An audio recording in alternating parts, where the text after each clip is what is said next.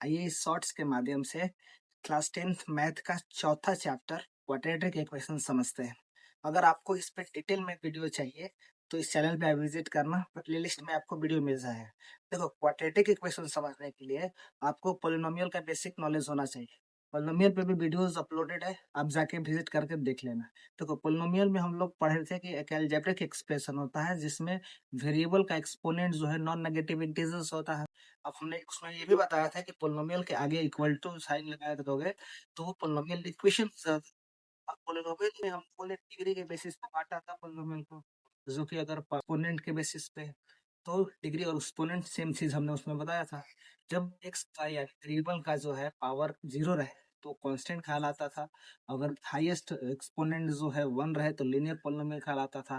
तो जब highest exponent जो है 2 रहे तो क्वाड्रेटिक पोलिनोमियल कहलाता था। अब इसे क्वाड्रेटिक पोलिनोमियल से क्वाड्रेटिक इक्वेशंस बना है इक्वल टू साइन लगा के। उसमें जिस तरीके से एक्स का वैल्यू निकालते थे ताकि पूरा पोलिनोमियल को 0 किया जा सके और उस वैल्यू को हम 0 पोलिनोमियल कहते थे, सेम इसमें क्वाड्रेटिक इक्वेशंस में, क्योंकि अब इसमें इक्वल टू के साइन के साथ क्वाड्रेटिक इक्वेशंस आ रहा है, तो इसमें जो एक्स का वैल्यू निकालेंगे, हालांकि काम वही है, 0 जी करना है, लेकिन हम जीरोस ऑफ क्वाड्रेटिक इक्वेशंस ना कह के इसमें हम रूट्स ऑफ क्वाड्रेटिक इक्वेशंस का नाम देते हैं। ये रूट्स हम याद रखें, जीरोस और रूट्स में फर्क होता है, इसको आप ध्यान रखो। जीरोस हम वहां यूज करते हैं जब किसी एक्सप्रेशन को एज ए फंक्शन यूज कर रहा है, तो उसमें हम देखोगे पोलिनोमियल में हम कभी भी इक्वल टू का साइन नहीं लगाते थे, क्योंकि क्वाड्रेटिक इक्वेशन में हमेशा इक्वल टू का साइन आएगा, क्योंकि इक्वेशन का मतलब ये होता है इक्वल टू का साइन। इसलिए हम एक नया टर्म देते हैं roots. Linear equation in two variables में हम सॉल्यूशन वर्ड यूज करते थे, यानी कि एक्स और वाई 2 वेरिएबल्स वाला था, तो एक्स और वाई का वो वैल्यू जो इक्वेशन को सेटिस्फाई कर दे, तो उसमें सॉल्यूशन वर्ड यूज करते हैं। इसमें भी सॉल्यूशन कह सकते हो, लेकिन एक नया टर्म रूट्स हम देखते हैं। तो इसमें x का वैल्यू इसलिए निकालते हैं ताकि रूट्स ऑफ क्वाड्रेटिक इक्वेशन निकाल लें। अब x का वैल्यू निकालने से क्या फ़ायदा, x का वैल्यू जो है हमको ये बताता है कि ग्राफ में x एक्सिस को ये कितनी बार काटता है, यानी कि अगर ग्राफ जो है 2 बार काटेगा तो 2 जो है हमारा जो है रूट्स होगा। लोग इससे पूछते हैं कि क्वाड्रेटिक इक्वेशंस का सिर्फ किताब में ही इसका नॉलेज का काम है, क्या रियल लाइफ में ऐसा कोई यूज़ नहीं है? तो हम बता दें कि क्वाड्रेटिक इक्वेशंस का रियल लाइफ सिचुएशन को डील करने के लिए भी यूज़ किया जाता है। अब देखो, ये क्वेश्चंस आपके स्क्रीन पे है।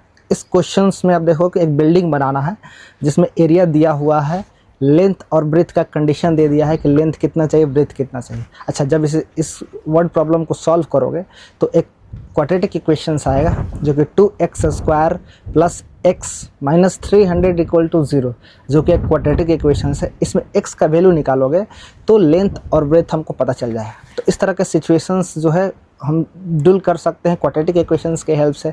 अब बात ये आता है कि क्या ये कब से शुरू हो रहा है, क्योंकि प्रॉब्लम तो ऐसे सिचुएशंस तो हम बहुत समय से झेल रहे होंगे। तो बता दें, इसका एक अपना इतिहास है। इस हिस्ट्री के लिए हम एक अलग से वीडियो बना देंगे ताकि वीडियो लंबा ना हो। साथ ही साथ अब हम ये बात करते हैं कि आपकी देखो, इसका ग्राफ क्वाड्रेटिक पॉलिनोमियल में हमने देखा था पाराबोला होता है, या तो ऊपर की तरफ खुलता है या तो नीचे की तरफ। तो क्वाड्रेटिक इक्वेशन में भी सेम तरह का ग्राफ बनेगा और सेम तरह से एक्स एक्सिस पे काटेगा। अब साथ ही साथ इसके 2 तरीके हैं रूट्स निकालने के।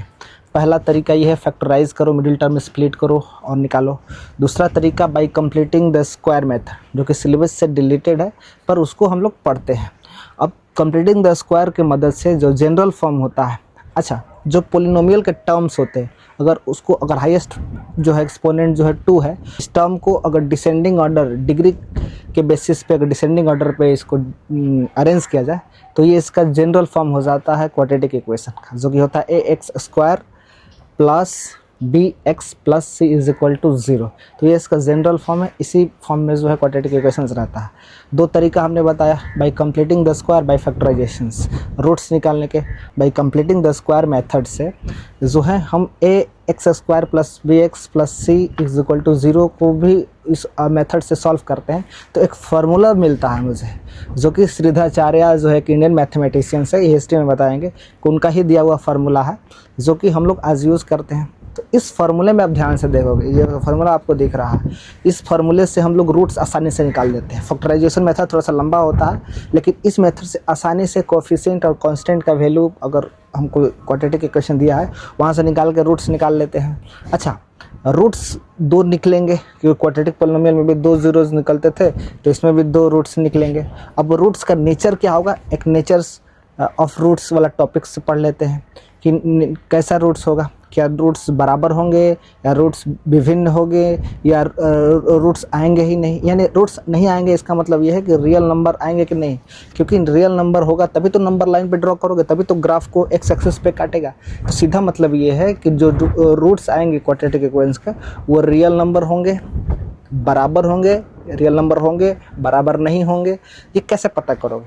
तो आप इस फॉर्मूला पे ध्यान से देखो जो कि x square minus b plus minus under root b square minus 4ac by 2a।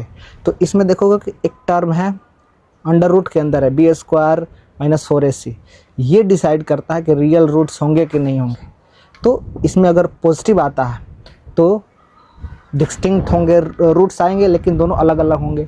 अगर ज़ीरो होगा बी स्क्वायर माइनस 4ac तो जो है रियल रूट्स होंगे और बराबर होंगे। अगर नेगेटिव में होगा तो ऑब्वियसली है रूट के अंदर कोई नेगेटिव में नंबर होता है तो इमेजनरी नंबर होता है, रियल नंबर होता नहीं है। तो पूरा इक्वेशंस को वो इमेजनरी नंबर बना देगा, रियल रूट्स होंगे नहीं।